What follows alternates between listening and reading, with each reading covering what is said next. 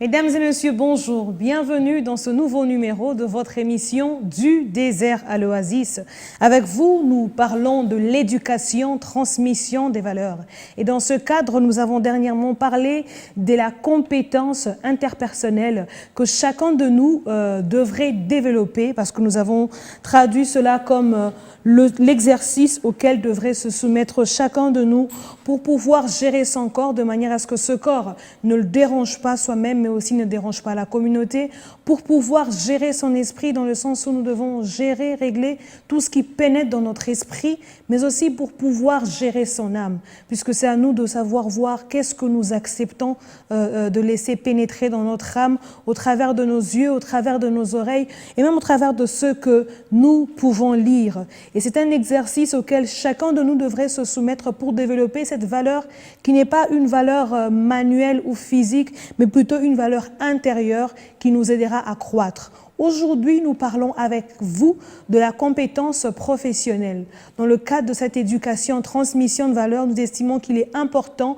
que chacun de nous puisse développer des compétences professionnelles dans le domaine qui lui est propre. Rappelez-vous, la Bible dit au travers de l'apôtre Pierre dans 1 Pierre 1,5 qu'à la fois nous devons ajouter la vertu et à la vertu la connaissance. Et donc, les compétences professionnelles à développer ne sont pas anti-bibliques. Nous en parlons aujourd'hui avec l'évangéliste Léonard Kiswangi. Évangéliste, bonjour. Bonjour, Madame Jemima. C'est toujours un privilège réel d'être ensemble. Un réel plaisir de vous rencontrer encore sur cette émission évangéliste.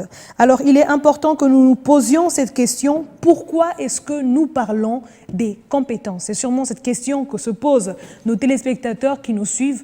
Nous partons de l'éducation, transmission de valeurs, et aujourd'hui nous parlons des compétences. Il est très important pour nous, téléspectateurs qui suivons cette émission, pour dire l'oasis de l'éducation qui vise des valeurs, des compétences sociales ou interpersonnelles.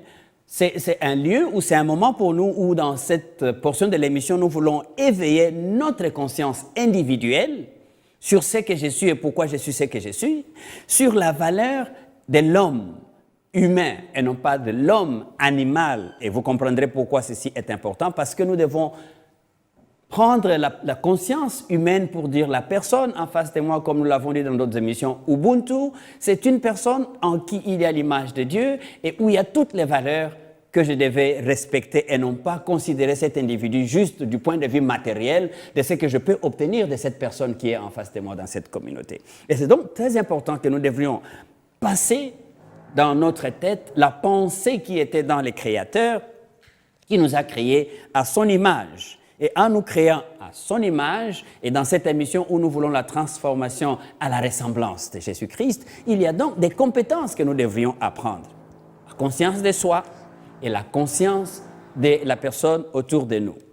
Il s'agira donc ici de l'homme qui n'est pas dirigé par son instinct naturel, mais l'homme qui, par la culture, Madame Jemima, développe ce que la nature lui a refusé. Vous savez, il y a beaucoup de choses qu'on ne peut pas atteindre parce qu'on est bloqué ou on est mis dans un contexte quelconque. Et l'homme est cet individu dans qui Dieu a mis les capacités et les potentiels de se développer. Et on ne peut pas se développer en dehors de l'éducation, de la bonne manière. Pourquoi? Parce que l'homme lui-même, qui a été transformé et qui est devenu un point de repère, devient alors la personne qui exerce de l'influence sur les autres dans sa communauté pour permettre qu'il y ait un développement réellement humain.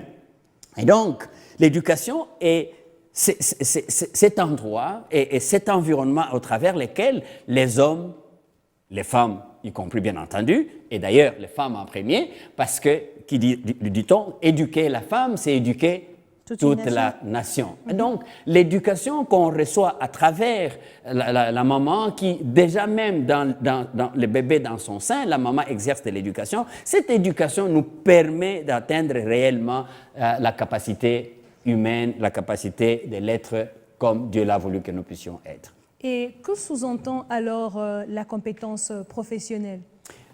C'est ici les lieux où cet apprentissage, au fait, qui part de naturel, qui part de organique, c'est-à-dire qui part de la maman à son bébé, de tous les autres dans la famille, mais on atteint un niveau où il y a un apprentissage conscient, intentionnel et ciblé. Ceci devient une nécessité de passer à un niveau où la science qui bouscule ou qui sollicite les quotients intellectuels, c'est-à-dire qui amène un niveau où la personne prend conscience qu'il y a toute une transformation et laquelle transformation passe aussi par ce qui est par les livres, si vous voulez, ce que nous avons appelé dans le passé éducation livresque. Donc, au sens large de ces termes, donc, nous entreprenons avec amour le service que nous rendons à la communauté, c'est que nous exerçons avec amour, voulais-je dire, nous y ajoutons une certaine science pour que cela soit fait avec efficience, avec qualité, mais aussi avec choix des contextes. Par moments, quand on est tout naturel, on a la tête bourrée, on ne sait pas comment faire les choix. Mais avec l'éducation, l'oasis de l'éducation nous rend conscient de ce qu'il y a un moment où telle chose nécessite telle habileté qu'on doit acquérir par la formation ou par un mécanisme par lequel quelqu'un vous apprend de manière intentionnelle à acquérir cela. Donc, bien plus, la personne qui a Christ en elle a déjà un matelas, a déjà un fondement sur lequel il faut maintenant ajouter les capacités et qui vont être taillées de manière à bien répondre. Et encore une fois, je dois souligner ici, comme nous avons suivi une question qui nous a été posée par un téléspectateur, donc cette émission est vraiment en train de parler seulement de la Bible. Oui, de la Bible, mais parce que la Bible est le lieu où vous avez toutes sortes de conseils et d'instructions pour vivre la vie de la manière qui convient, ici sous le soleil, avec son prochain et dans la communauté dans laquelle on est. Merci pour cela. Mais quelles sont donc les compétences professionnelles qui serviront, comme nous le disons, de repères pour les générations? Parce que nous ramenons dans le contexte l'éducation, transmission de valeurs, c'est pour servir de repères aux générations qui sont autour de nous, mais aussi aux générations futures. C'est comme ça que nous parlons d'une transformation, d'une éducation de vie sur vie. Alors, quelles sont ces compétences professionnelles, je maintiens vraiment le terme, qui peuvent servir ou qui servent bien sûr de repère pour les générations? Mais ça, c'est formidable parce que là, tu te mets justement dans une position d'un leader existant et qui prend conscience que sa vie doit servir à un repère pour des leaders émergents ou pour des communautés après nous. Et donc, nous en avons choisi pour les besoins de la cause de cette émission 7.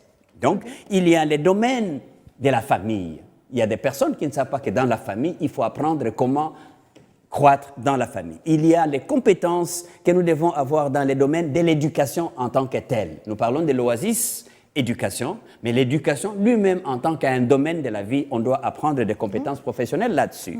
Madame Jemima, nous parlons aussi du monde politique. Okay. Et la politique qui est l'art de gérer la cité, il y a des gens qui sont restés dans l'art, même pas l'art de gérer, mais l'art de mentir. Et donc, il faut bien qu'on apprenne des compétences professionnelles là-dedans. Les affaires, c'est tout un monde. Il faut des compétences appropriées pour faire cela. Le média et l'art lui-même. Quand tu as vu un garçon, un petit de 3 ans qui a dessiné et tu regardes, il y a un sens à ce qui a été dessiné. C'est déjà de l'art. Oui, les musiciens et tout ça. Donc, ces domaines-là, comment apprendre à faire ce qu'on fait dans le domaine de l'art de manière intentionnelle, de manière ciblée et de manière très professionnelle, si vous voulez bien. Alors, on pourrait aussi citer un domaine, c'est le domaine de la religion. Voilà, Madame Jemima, à peu près les tableaux tracés de ce que nous voulons suivre comme un schéma de repères des éléments à prendre en considération dans l'oasis éducation. Je note la famille, la politique, l'éducation, les affaires, les médias, les arts et la religion. La religion, donc le service, si je peux le dire ainsi, le service de Dieu, sont des domaines importants dans lesquels nous devrons être compétents pour transmettre, faire servir plutôt de repères dans la génération. Alors, que pouvons-nous dire au sujet de la compétence en famille? Ah, ça, c'est un point qui me prendrait toutes vos minutes, Madame Jemima. J'aime bien parler de la famille parce que je crois qu'il n'y a aucun qui excelle dans aucun autre domaine dans la vie s'il n'a pas des pieds dans une famille quelconque. Okay. Ne vous en faites pas, même les enfants qu'on appelle les enfants de la rue, il faut leur donner un cadre, vous vous rendrez compte que la famille est toujours le point de départ, Yes. un repère qu'il faut prendre. Alors, quand nous parlons de la famille, pour moi, qui est un laboratoire pour tout développement dans tous les domaines, et c'est pourquoi j'ai du respect pour la maman, qui est la première à éduquer quiconque qui vient au monde pour devenir ce qu'il va devenir, c'est d'abord dans la famille. Et donc, la famille qui est ces laboratoires-là devient la place où il y a la sémence de la bonne éducation, comme on dirait. Si tu as vu quelqu'un sur la rue, tête dessus, dessous, il faut bien regarder. C'est pourquoi la Bible, à plusieurs occasions, quand elle a vu quelqu'un devenir excellent, et souvent les rois posaient la question, de qui est-il fils? Ou la fille du roi ou de la reine. Donc, la famille, ici, devient un point très important où l'éducation, ou si vous voulez bien, la compétence éducation, nous donne des capacités de savoir éduquer, de savoir encadrer, mais de savoir aussi vivre sa vie comme un livre qui est lu, de telle sorte que vous ne serez pas déçus de recevoir des compliments quand vous aurez bien fait ce qui se passe dans votre famille. Déjà, il faut, comme je l'ai dit, je le répète, il faut déjà de l'essaim maternel. La maman qui a ta famille doit se mettre dans une position de l'éducatrice. Qu'est-ce que tu dis à toi-même que ton bébé que tu attends venir au monde reçoit? Et donc, c'est un peu ça. Et cette compétence-là, famille, nous amène à prendre conscience que c'est ici que doit vivre pleinement Isaac. L'importance qu'on doit s'accorder, la sécurité, l'admiration, l'appréciation, la considération. Tout ça, c'est au niveau de la famille que ça se développe. N'est-ce pas, madame? La compétence famille et la compétence éducation sont liées. Les deux sont liés parce que l'une et l'autre sont des éléments de base pour toute l'éducation qu'après on aura à avoir dans les écoles et autres. Donc l'éducation en tant que telle, c'est justement cette oasis qui nous donne un lieu où se transmettent, tenez bien, qui se transmettent des valeurs. C'est pourquoi lorsque vous avez des gens qui sont drogués déjà dès leur jeune âge, il faut bien interroger leur famille. Et même les autres qui font des dégâts dans leur vieil âge, posez bien la question, quelle est leur considération de leur famille. Donc l'éducation et la famille vont de pair. OK. Et vous avez aussi parlé de la compétence politique. Je sais qu'il y a une longue liste que j'ai notée là, mais on va s'arrêter à ce point-ci et poursuivre dans les prochaines émissions avec les autres compétences. Mais qu'entendez-vous donc par la compétence politique à développer? Vous savez, à plusieurs regards, j'ai entendu des gens dire on n'a pas vraiment la culture politique dans tel pays ou dans tel autre pays, ou dans telle société ou dans telle autre société. Parce que ce n'est pas juste quelque chose qu'on acquiert du jour au lendemain. C'est comme plusieurs disent, la politique c'est inné. Non! Toutes ces dispositions peuvent être innées, mais il faut passer par un apprentissage pour améliorer de manière intentionnelle, n'est-ce pas? Donc on ne peut pas s'improvisionner politicien. Non, quand on s'improvise sur le terrain de la politique comme homme fort parce qu'on a les muscles ou parce qu'on sait amasser l'argent dans sa poche et influencer, ça ne marche pas. Donc nous disons que la compétence politique nous amène au-delà des diplômes, au-delà des universités en relations internationales et autres. C'est ici où on apprend, n'est-ce pas, à conjuguer plusieurs éléments, l'art dedans, l'éducation dedans, la politesse dedans pour pouvoir apprendre à gérer ou à conduire la cité parce que chaque bon politicien ne devait avoir comme agenda que le bien-être de la communauté. Mais malheureusement, combien de fois nous avons eu des politiciens qui sont comme juste des marionnettes, qui servent des alimentaires pour des oppresseurs, qui servent à des personnes juste qui parce qu'il y a un nom et il y a une capacité de parler. Et donc ici, nous voulons dire que c'est le niveau où on doit savoir faire des choix. Et avant même de faire le choix, la question que cette émission pose, vous voulez bien être politicien parce que vous voulez influencer la gestion de la cité. Par qui êtes-vous influencé? Qui influence votre propre vie? Est-ce que c'est l'intention malveillante que vous avez ou c'est les créateurs de la société, de la cité qui influencent? C'est très important ici aussi, dans les domaines de la politique, les compétences à développer, c'est de choisir quel groupe d'individus auquel je suis appelé à apporter mon influence ou ma considération. Et il y a de ceux qui veulent se lancer juste comme c'est à la mode, ne savent même pas qu'il faut commencer peut-être à la rue avant d'aller au Parlement.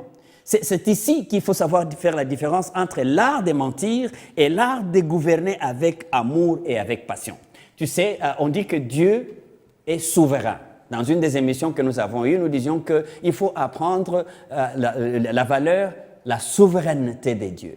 Et la souveraineté de Dieu, un politicien doit l'avoir, qui veut aller en politique, qui exercer, parce que c'est la personne qui doit aimer avec totalité. C'est-à-dire, c'est la personne en qui on doit avoir l'amour absolu. Mais quand on commence à voir quelqu'un qui manipule les esprits, chaque 2 phrases après, vous l'entendez dire « Non, ça c'est en politique, hein. Non, ça c'est la politique. » Faites bien attention avec cet homme-là, parce que qui aime bien cette politique va tuer la politique, qui est la bonne politique, qui est la gestion de la cité. C'est ici aussi, dans cette oasis, où nous voulons faire la différence entre l'art de gérer la cité et l'intelligence émotionnelle qui sert à amener les gens à se développer exactement comme ils doivent se développer. Juste dire ici que le monde des gouvernants ne sera jamais affecté positivement si ceux qui dirigent, qui exercent de l'influence sur les autres, ne savent pas dire de qui ils obtiennent leur propre influence. Souvent, quand je pose cette question, on risquerait de me répondre de l'autorité morale d'un groupe quelconque. Je ne parle pas de ça. Est-ce que Dieu est celui qui influence votre façon d'agir? Est-ce que même Dieu vous a mis à cœur une portion des peuples qui est dans les besoins d'être dirigé et conduit dans une gestion valable? Voilà un peu des éléments qui sont soulevés ici dans notre oasis de l'éducation. Facteur compétence. Il faut apprendre à se développer, apprendre à gérer toute cette complexité des facteurs pour être un bon politicien. Madame Génima. Merci à vous, évangéliste. Et donc, fidèles téléspectateurs, nous avons parlé aujourd'hui, comme vous le constatez bien, des compétences professionnelles dans le cadre de l'éducation, dans le cadre de la formation. Éducation, qui n'est pas seulement livresque. Il s'agit, comme nous l'avons dit, de l'apprentissage conscient, bien sûr, qui doit être aussi intentionnel et ciblé sur des services ou sur un service que nous devons rendre à la communauté. Alors cet apprentissage-là nous permet d'offrir à la communauté un service amélioré parce que dans cette éducation, nous visons l'excellence. Et en tant qu'enfants de Dieu, nous devons travailler dans l'excellence. Voilà pourquoi nous recommandons à tous ceux qui nous suivent, mais aussi à nous-mêmes, de rechercher à développer ces différentes compétences au travers de l'apprentissage, au travers des personnes que Dieu a mises autour de nous, ou même au travers des différentes écoles qui cadrent avec les domaines des services que nous devons rendre ou que nous sommes appelés à rendre à la communauté. Nous avons listé ou nous avons ciblé ici quelques domaines des compétences que nous devons développer dans l'oasis d'éducation et qui serviront bien sûr des repères pour des générations. Nous les avons listés, il y a le domaine de la famille, de l'éducation, la politique, il y a aussi le domaine des affaires, la compétence des affaires, il y a aussi la compétence dans les arts et la compétence dans la religion. Alors nous avons abordé aujourd'hui la dimension famille, la dimension éducation, mais aussi la dimension politique.